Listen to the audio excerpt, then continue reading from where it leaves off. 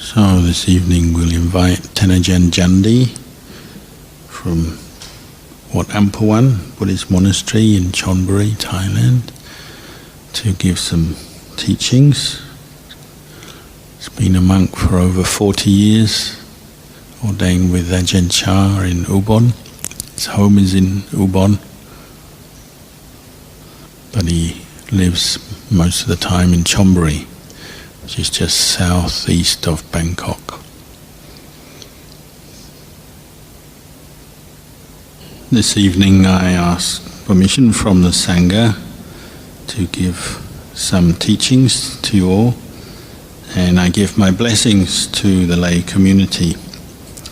All of you who have given up your time to come and join us on this occasion to meditate, chant, listen to the Paritta chantings, and to now come to listen to Dhamma teaching. This is our custom as Buddhists, and particularly as disciples of Venerable Ajahn Chah, our teacher. It's occasions such as this that when we come together, such as for a Kathina ceremony, an offering of Kathina cloth to the Sangha, that we will come together and listen to the Dhamma in this way. You could call it a kind of celebration, maybe a Dhamma celebration. It's something Venerable Ajahn Chah began as a practice way back in the beginning of his own monastery over 50 years ago, Wat Nong Bapong, and continued this tradition in the branch monasteries that were established once he started teaching and having students. They would go out and establish their own monasteries, and the tradition continued. When I was a layman, I myself went to Wat Bapong to listen to Dhamma teachings from Ajahn Chah on occasions such as this. And he would explain the culture in northeast Thailand in those days was they had many different reasons or occasions for people to come together to, we say, make merit or tambun. Often these occasions were called festivals, so making merit festivals, sometimes to do with the seasons or particular events in the Buddhist calendar.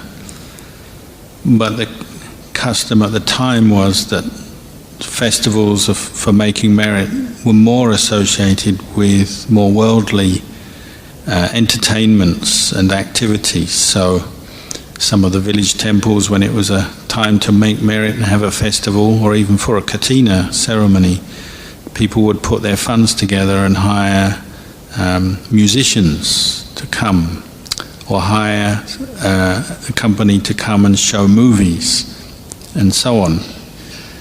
So Ajahn Chah was thinking, well, we're forest monks, we meditate, and we're trying to live simply and promote meditation and mindful living. But at the same time, we have to maybe do something that can still fit in with what people are used to. They're used to coming to the monastery in the evening for something, for some kind of entertainment. Maybe we can have Dhamma as the focus of attention rather than a movie or music. So he started this practice of coming together on the night before a Kathina ceremony and listening to Dhamma, as we are this evening. In those days there were just a few branch monasteries, so all the monks would come from each branch monastery, say to Ajahn Chah's monastery, and all the different abbots and senior monks would take their turn to give a Dhamma talk. So they ended up having Dhamma talks all night through, right through to the dawn the next morning. And when they first began this practice, Ajahn Chah asked the monks, he said, well, in other temples they have music and shows and other entertainments and people go. If we have Dhamma talks all night, do you think anybody's going to come? And of course they did. Once the this practice became established, people would come in large numbers to listen to Dhamma and to stay up even all night listening to Dhamma from different teachers. Because they had faith. They had faith in the practice, in the Sangha, in the Buddha, the Dhamma, the Sangha, and in the practice. And it's once you have faith, from that you get the energy, you're willing to sacrifice your time, you're willing to do something like this, to participate.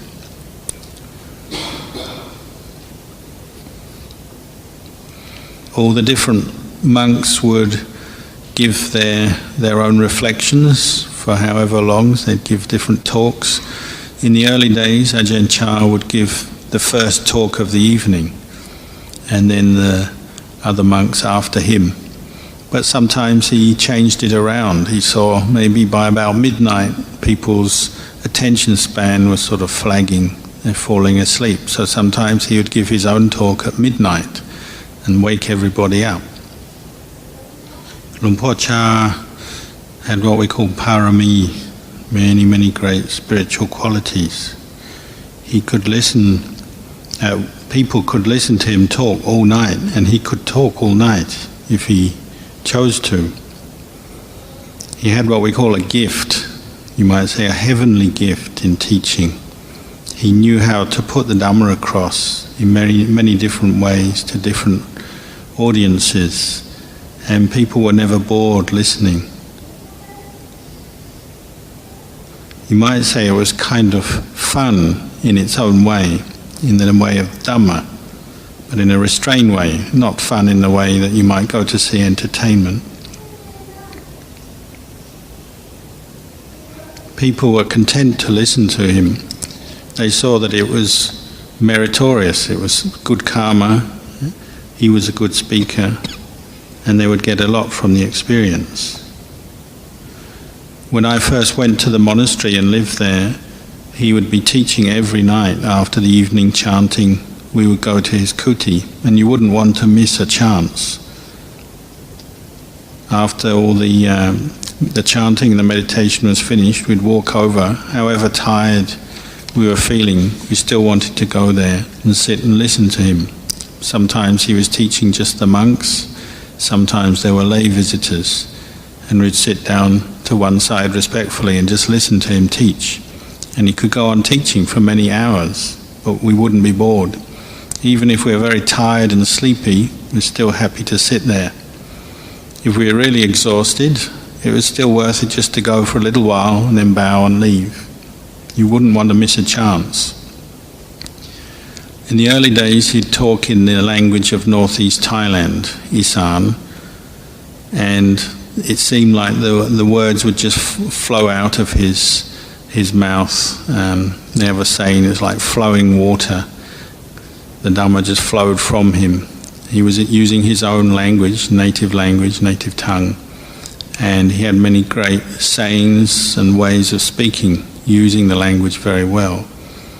And whoever it was who was listening to him, they'd always be very impressed and very happy to hear him, whether they're from the city or local farmers or people from further afield, even foreigners.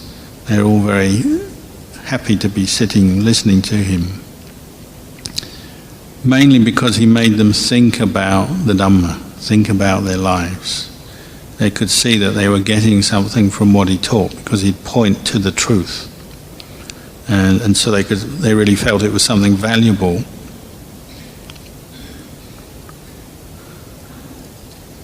Tonight we probably won't teach you all night long, so you don't have to worry about that. But you never know, maybe in the future they'll have all-night talks here. In my own temple in central Thailand, in Chonburi, when we first started and we had events like this, everyone was afraid of staying up all night to listen to the Dhamma. They'd always say, oh, just one talk's enough, and then everyone would go home or go back to rest. But because we've been doing it many years, gradually people have come to love the Dhamma, and they've learned how to be patient and listen to Dhamma, and they're getting more from it. So now we regularly have events where there's teaching all through the night, And if the monks do stop, sometimes it's the lay people who say, why have we stopped? Why don't we carry on teaching? You could say it's one kind of happiness, the happiness that comes from listening to the Dhamma and the mind becoming peaceful and quiet as it listens. What you're doing as you listen to Dhamma is you're learning how to abandon that which is evil or unskillful in your heart and to develop and bring up the good. As you understand more, then you can do this better. So you start to see the value of the Dhamma. You could compare the Dhamma to like water. Water has that ability to cleanse whatever it's used for, to clean. So you can wash your body, wash clothes, clean a floor or whatever. It cleanses, it purifies. In the same way, when you receive Dhamma in a teaching, it has this purifying effect on the heart. This is why we have that phrase, Satchita Pariyotapanang. You purify your mind, cleanse your mind from the kilesa, and we do this with the power of the Dhamma. So as we listen to the Dhamma, we come to understand the Dhamma. This means we come to understand the way of practicing the Dhamma, the different techniques, methods, rules and guidelines and so on. When we talk about practicing the Dhamma, we're talking about training ourselves, training our bodily actions, our speech, our mind. And the aim is to rid our mind from kilesa, the mental defilements that cause us suffering. The practice develops from, in the beginning, what you might call the coarse level, through to the refined level in the end. The more we come to understand the practice, the more we understand how each part supports the other and how the mind and the practice will develop as we go along. We even come to see the value of, say, keeping precepts. Even just the 5 precepts are sila, or basic morality. People who come to listen to Dhamma and then practice in the beginning are often a little bit afraid of precepts. They hear this word, precepts, or training rules, and it makes them afraid. They think, oh, this will be difficult. It's going to bring me some trouble. I won't be able to do it, or I won't have much fun. Ajahn Chah used to say, people are afraid of being clean. It's like that. They don't want to be clean, so they're afraid of the precepts. Because really the role of the precepts is they clean us up. They clean us up in the sense that they help us to remove the most coarsest, harmful side of our behavior, our actions and our speech. Remove them so that what's left is good and beneficial and harmless. The result is that we become cleaner as people, more pure. So they're a way of training ourselves in daily life, how to train our actions so that they're skillful. And this skillfulness is what cleans up the mind, and it brings with it a happiness. And once you're learning to keep the precepts and follow them as guidelines in your daily life, it means wherever you go, you have a certain kind of happiness. When you're walking, you're happy. Even falling asleep at night, you're happy because of the good effects of following the precepts. Once we see this benefit, then you have the willingness, the motivation to keep on practicing, and it's not difficult, it becomes easier. You learn that it's not in your own interest to use your actions or your speech to harm anybody or yourself. It's not worth it. Sila teaches us this. It teaches us to abandon evil from our hearts, from our actions, from our speech. And gradually it has a purifying effect on us. As the mind becomes more refined through the practice of the precepts, then our experience of inner happiness and peace grows, and the mind shrinks away from doing any evil actions. once you're using the precepts as a way of practicing, you'll see how fast and difficult to control our mind is. It's so easily influenced by everything around it, every experience we have, what we see and hear and so on. It reacts to everything. So then you'll start to see from keeping the precepts the importance of developing meditation and the qualities of meditation, like mindfulness and samadhi. As you keep the precepts, you can see how easily moods come up in the mind and take over the mind very quickly. And some of these moods cause us a lot of suffering and unhappiness. So we need to develop the calm and stability of samadhi through the practice of meditation. When you begin meditating, it's normal that you'll notice your mind is thinking a lot, proliferating, thinking about everything. We sit down and try and meditate, but the mind is not peaceful. So we have to use a meditation object. So in the beginning we can use Buddho, this mantra, which means the one who knows. As we practice with Buddho, we're learning to let go of the hindrances, the distractions in our mind. And as we do this, we're taking the mind to a higher level. The coarseness that we've let go of through practicing sila now develops to an even higher level, and we're letting go of the coarseness of internal negative moods and emotions. So the mind becomes more refined through a practice of mindfulness and the development of samadhi. It doesn't easily get affected by different sense impressions that might come to us once the mind is developing mindfulness and samadhi through meditation. Normally every sense object or sense impression we have stirs up the mind with craving and attachment. Whereas we're practicing mindfulness in meditation, we're making the mind we're making it into a useful tool that can start to contemplate this experience. They compare it to sharpening a knife. The practice of developing mindfulness on an object is like sharpening a knife. If a knife is still blunt, it can't be used for anything. It won't cut, it can't cut through anything. But as you sharpen a knife, say on a stone, a sharpening stone, then that knife becomes very sharp. You can use it for many things. It becomes a useful tool. The role of meditation and the development of samadhi is the same.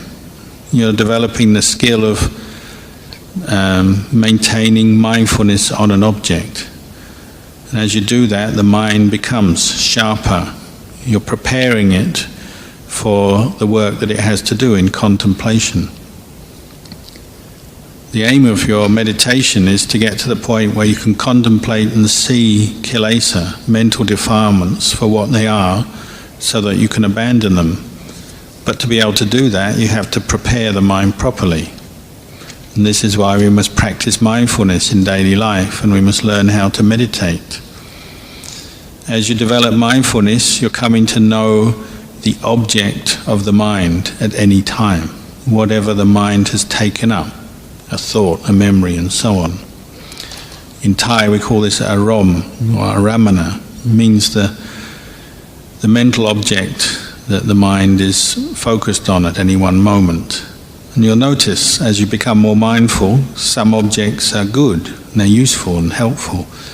Some are bad or more negative and they bring us harm and suffering. The only way you're going to be able to know the difference is through the development of sati, mindfulness, so you can know the mind and its objects. This is why we must train in meditation. If you want an easy comparison, or think about eating food. When you eat food, you don't just follow what your taste buds say and just eat food that may taste nice and delicious for you. You also have to think about what is actually useful for you, what is healthy food to eat for your body, for your particular physical well-being. You have to consider that food, every food that you choose to eat. You don't just eat anything that comes in front of you. Our mind is the same on a much more refined level. The mind has its objects, its aramanas, and you have to start getting to know them, filtering them, and knowing what is helpful and supportive and what is harmful. If we don't have any samadhi, no stability of mind, the mind is not calm, we won't see this relationship between the mind and its objects. And that's why when we do fall into confusion, we become agitated, we lose our sense of peace. We just don't know what's going on in our own mind.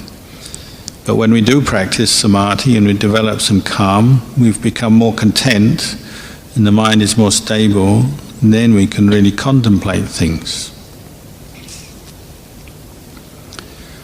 When we talk about the practice of samadhi, we tend to talk about developing peace of mind. Luang Por used to say, peace of mind, this is something that's very good, but it's not yet the best or the highest. Why is that? Why did he say that? Because the practice of samadhi is what we say suppression of the kilesas, the mental defilements, our craving and attachment. But it doesn't yet mean that our craving and attachment has been removed from the mind. It's just kept in check by the presence of samadhi and the qualities of the mind that has samadhi. So in that sense, there's still some danger there in the mind. You might say danger lurking deep down in the mind because the kilesas have not yet been abandoned. It's a bit like food. You might know that a certain kind of food is not good for you, but you can't help yourself sometimes, and you eat that food, so it can still cause you harm. But then you gain enough restraint and enough conviction in your mind that you stop yourself from eating that food, but the desire to eat it is still there. So at any time, if you lose your awareness, you might slip back into your old habit and eat that food again, and it might cause you some harm. So samadhi is a bit like this. It's suppressed the defilements, brings you some peace, but it's not yet the complete path. It doesn't yet mean that the defilements have been removed from the mind. So Ajahn Chah would talk about the peaceful mind, meaning the mind that is peaceful from samadhi, but he'd say it's not yet peaceful. The kilesa are not yet peaceful. It's only the mind that is peaceful. How can we make the kilesa peaceful? We have to contemplate.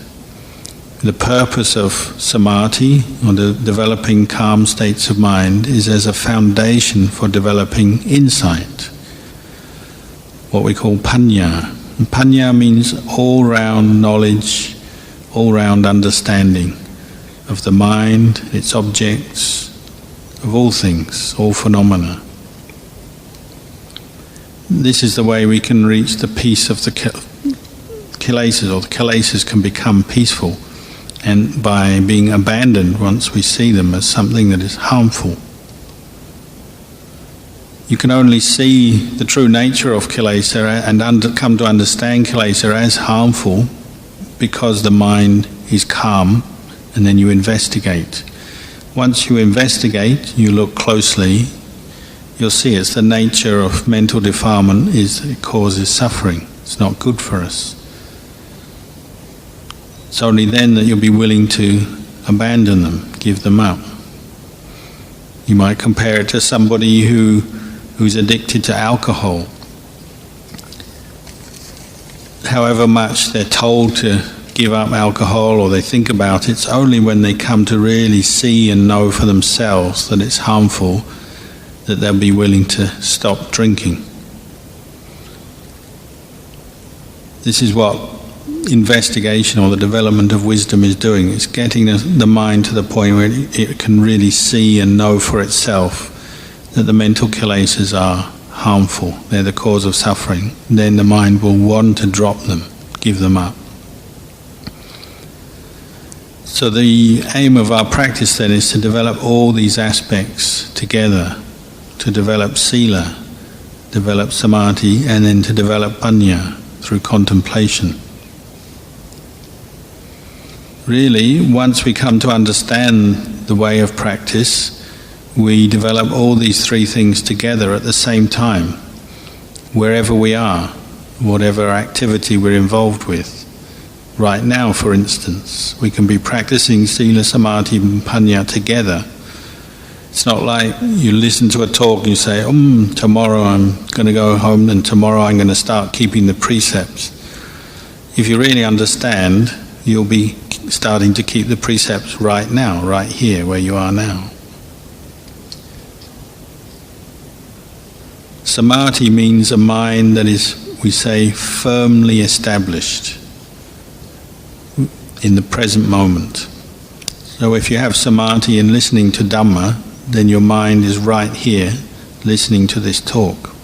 It becomes firm, stable. Often when we talk about samadhi, we emphasize the peace, the feeling of peace, the calm. But it's the quality of firmness of mind that perhaps is more important. Because if the mind is firm, it's not going to be easily shaken or distracted or agitated. This is something very important for supporting the contemplation or investigation of Dhamma.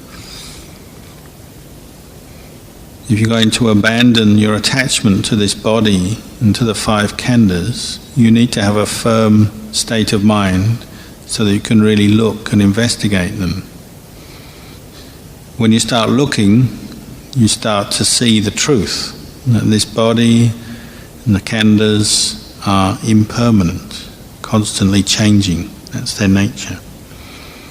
Because they're constantly changing, they're suffering, they're dukkha. And what is subject to change and is dukkha cannot be taken as a self. It's empty of self. There's nothing there that you can say is a permanent, lasting self or entity. But the only way we can really come to see these characteristics in phenomena, this body and mind, is by having a very firm, stable state of mind so that we can really contemplate properly. So as we sit here right now, we can be developing sila, samadhi and panya together. These are all the qualities you need for seeing the Dhamma, for enlightenment itself. And the Dhamma is, we say, akaliko, it's timeless. So it's ready to be seen and penetrated and understood at any time. It can happen anywhere if the qualities of the mind, of our minds, are ripe and ready. As you know, in the time of the Buddha, people might be listening to just one Dhamma talk and become enlightened as they listen to that talk. It could be that quick. Why so quickly? It's because it's a result of all the previous cultivation and practice that they've done. All the qualities of mind, the sila, the samadhi and panya, have been developed to the point where the mind is just ripe and ready to see the Dhamma and understand it. They also talk about the 5 spiritual faculties, the indriya, faith, effort, mindfulness, samadhi and insight. These 5 qualities, when they're ripe and fully developed, then the mind is just in the right position to see and understand Dhamma.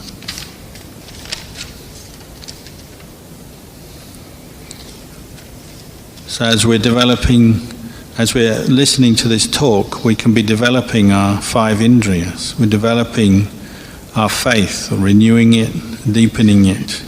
We're putting effort and energy into the practice, bringing up mindfulness. The continuous mindfulness brings states of samadhi, and then we investigate. So as you listen to a Dhamma talk, contemplate it. This is what we call yoniso manasikara. Using the mind skillfully to contemplate or reflect on its experience. This is what will lead us to see the true nature of our existence, to see the Dhamma as it's arising right before us. Sila, samadhi and panya come together in the mind at the same time. They say for somebody whose spiritual faculties are fully developed, they can see the Dhamma at any time, at any posture. They could even be lying down and see the Dhamma. Normally we listen to a Dhamma talk, we sit. If you are lying down, you tend to just fall asleep or be heedless. But if your spiritual faculties are developed, even in the lying down posture, you might see the Dhamma. Because the Dhamma is a kaliko.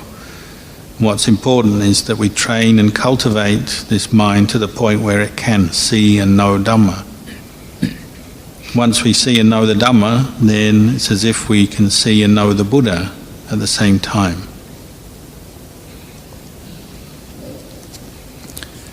So I've noticed that time has moved very swiftly tonight. I've already been talking for an hour, so I think it's appropriate maybe to bring the talk towards a conclusion, because it's been a long day today and tomorrow is another long day. We have many things to do. Giving you these Dhamma teachings is just a way of greeting you, wishing you all well. I've travelled here to join the Kathina, you've travelled here from your homes, so we greet each other with the Dhamma in this way. And as a summary, I might just repeat that really if you understand how to practice the Dhamma, then it's a matter of you can practice anywhere, at any time, any place, wherever you are. You can make what you're doing part of your Dhamma practice. Because wherever you go, your mind and your body go with you, and this is the place of practice. Some people still think we only practice the Dhamma in a certain place, like we must come to the monastery to practice Dhamma. Because if that's how it was, it would mean you can only practice Dhamma when you get in your car, drive all this way, and then you start practicing Dhamma when you get here. That's not the case, is it? Wherever we are, our body and minds go with us. So wherever we are, we can practice the Dhamma by developing the kind of qualities I've been talking about tonight. So try to keep this understanding with you wherever you go, and then you can practice the Dhamma. So in conclusion, I'll just express my appreciation for all your efforts in the practice, for kindly listening to me tonight. I hope it's been of use to you. And I'll finish by just wishing you all progress, success and happiness in your practice, and I'll end the talk here. Not loud enough. 3 more times loudly.